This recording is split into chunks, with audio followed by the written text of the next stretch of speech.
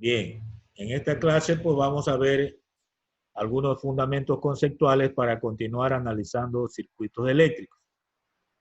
Veamos lo que nos manifiesta la primera diapositiva. El amperímetro. Este es el nombre de un instrumento de medida o un aparato que nos permite visualizar la medida de la intensidad de corriente eléctrica que circula por un circuito, ¿verdad? Se lo conecta siempre en serie con la resistencia o con los demás elementos que conforman el circuito. En forma esquemática se lo representa en los diseños con una letra A mayúscula encerrada en un círculo. ¿Sí? Eso significa amperímetro. Recuerde, es un aparato que mide la intensidad de corriente eléctrica.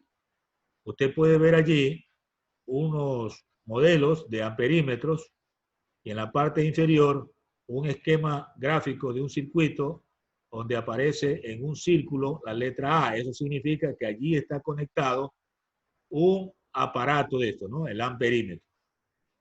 Siempre se lo conecta en serie, como se puede visualizar, con la resistencia eléctrica. Ten en cuenta entonces el nombre del aparato que mide la intensidad de corriente eléctrica. Viene de amperio, ¿no? Amperímetro. Otro aparato que se utiliza mucho en los circuitos eléctricos para medir la tensión o la diferencia potencial se llama voltímetro. Ahí está en la imagen la presentación de un voltímetro. Este instrumento, como se dice allí, permite medir voltios, es decir, la diferencia de potencial eléctrico. También se llama tensión eléctrica o voltaje. Este aparato, a diferencia del amperímetro, se lo conecta en paralelo. El amperímetro es en serie, el voltímetro se lo conecta en paralelo con otros elementos del circuito. Se lo representa esquemáticamente con una letra V mayúscula encerrada en un círculo o dentro de un círculo. Ahí en la parte de la imagen usted puede ver en la parte inferior cómo se conecta el voltímetro. Siempre está en paralelo con una resistencia o con algún elemento o dispositivo del circuito. Entonces, no se interrumpe el circuito, solo se lo conecta en paralelo. Los demás elementos, pues ya los conocen.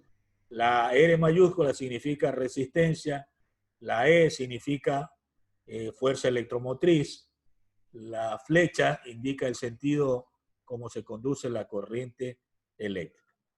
En todo caso, pues tenga en cuenta la conexión del voltímetro. A diferencia del amperímetro, el voltímetro se lo conecta en paralelo. Otro término que a veces se lo menciona en los circuitos es el puente de Wheatstone. ¿Sí? Así se llama a un grupo de 4 resistencias en donde 3 son conocidas y una es desconocida. Se lo utiliza para determinar en forma analítica el valor de la resistencia desconocida. En la diapositiva se menciona que es un dispositivo muy empleado para determinar el valor de cierta resistencia eléctrica, cuando se conoce el valor de otras 3, hecho que se cumple cuando el galvanómetro o amperímetro marca 0. Se utiliza el término galvanómetro en vez de amperímetro porque este aparato o instrumento mide muy bajos valores de intensidad de corriente eléctrica. En este caso, para que pueda medirse la resistencia desconocida, este instrumento debe marcar 0. La fórmula que se aplica para hallar la resistencia desconocida está en la presentación inferior, ¿verdad? R1 por R3 sobre R2, sabiendo que Rx es la desconocida. Puente de Wheatstone, recuerde eso. Otro término que se utiliza mucho y se menciona en los circuitos son los reóstatos. Algunos autores mencionan reostato. también está correcto. El reostato o reóstato es un dispositivo que tiene que ver con una resistencia variable. Es un resistor variable o ajustable, como se menciona. Se usa para regular la intensidad de corriente eléctrica en un circuito, de forma que se controla la cantidad de energía que fluye. Ahí está una visión de lo que es el aparato, una imagen de lo que es el aparato. En la parte inferior, un esquema, ¿no?, de una resistencia variable. Resistencia variable o reóstato es lo mismo, ¿no? Sirve para regular la corriente eléctrica que circula en un circuito eléctrico, valga la redundancia. Leyes importantes, aparte de la ley de Ohm, también existen en electricidad aplicado a circuitos eléctricos, las llamadas leyes de Kirchhoff o Kirchhoff. En ambas formas se pronuncia y está correcto. Las leyes de Kirchhoff son dos igualdades que se basan en la conservación de la energía y la carga en los circuitos eléctricos. Estas leyes son conocidas como ley de los nodos o nudos también y ley de las mallas o circuitos cerrados. Dos tipos de leyes de importancia para el análisis de circuitos eléctricos. Las leyes de Kirchhoff o Kirchhoff. La primera ley, la ley de los nodos, habla de que la suma de las intensidades de corriente que llegan a un nodo o nudo de un circuito es igual a la suma de las intensidades que salen de él.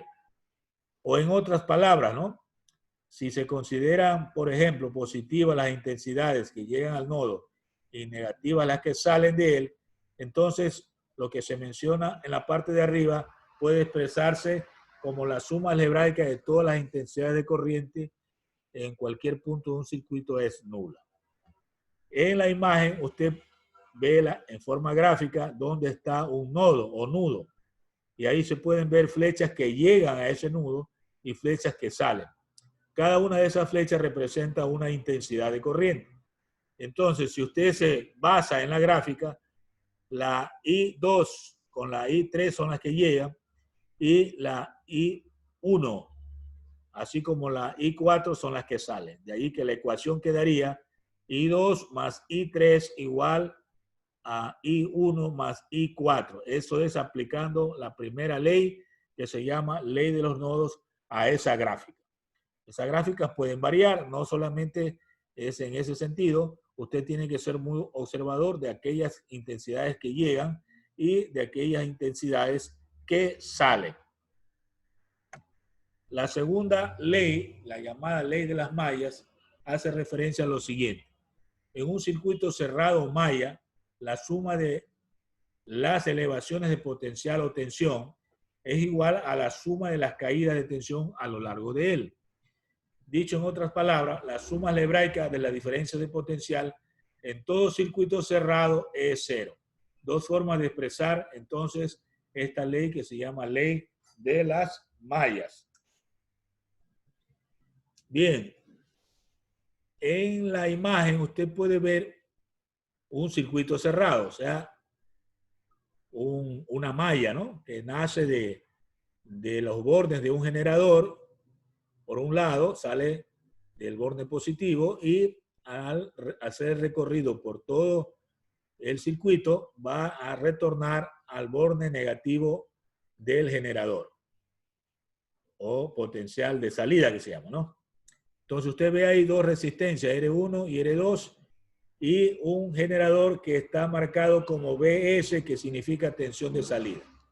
Se aplica esta ley, se tendría lo siguiente: la potencial de salida o voltaje de salida es igual a la suma de los productos de la resistencia por la intensidad, que es la fórmula que aplicada al circuito corresponde a la ley de Ohm.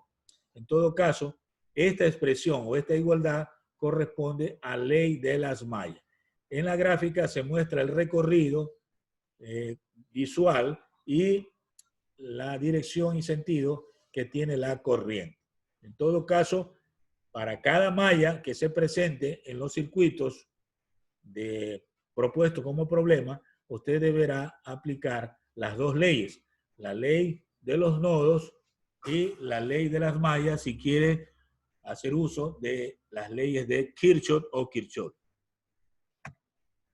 Un procedimiento analítico para las leyes de Kirchhoff o Kirchhoff es un decálogo que yo le llamo, que registra los pasos que usted debe ir dando a medida que avance en el desarrollo analítico del problema.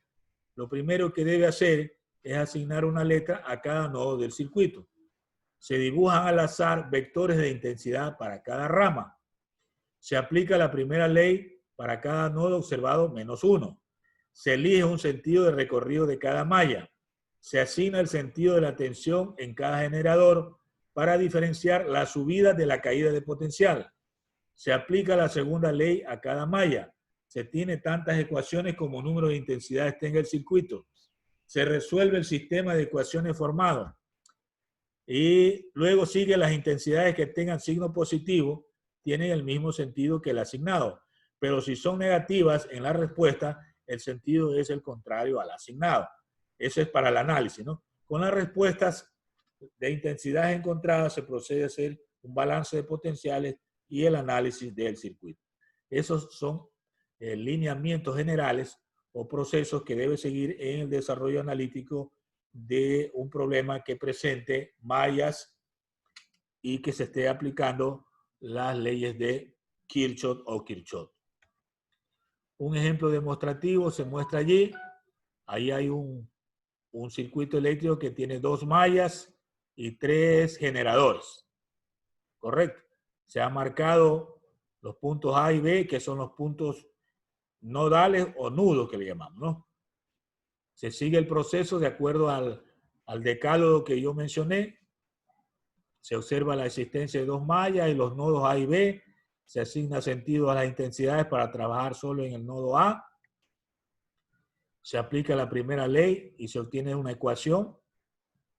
Ahí está la ecuación. Se dibuja el sentido de recorrido de cada malla. Está viéndose ahí el sentido de las mallas, del recorrido de las mallas. Luego se continúa el proceso aplicando la ley de las mallas para cada uno de los circuitos. Se tienen otras 2 ecuaciones. Luego se forma el sistema de 3 ecuaciones. Se resuelve por un método algebraico, cualquiera que usted haya aprendido. Y finaliza el proceso con la obtención de las respuestas. Si las respuestas tienen uno o varias negativas, significa que en la práctica usted eligió un sentido contrario, lo que debe entonces considerarse como un cambio de sentido. Y hasta ahí la presentación de estas diapositivas, lo que significa que la próxima clase vamos a desarrollar ejercicios aplicando todos estos nuevos fundamentos conceptuales. Lo dejamos por ahí por la terminación del tiempo.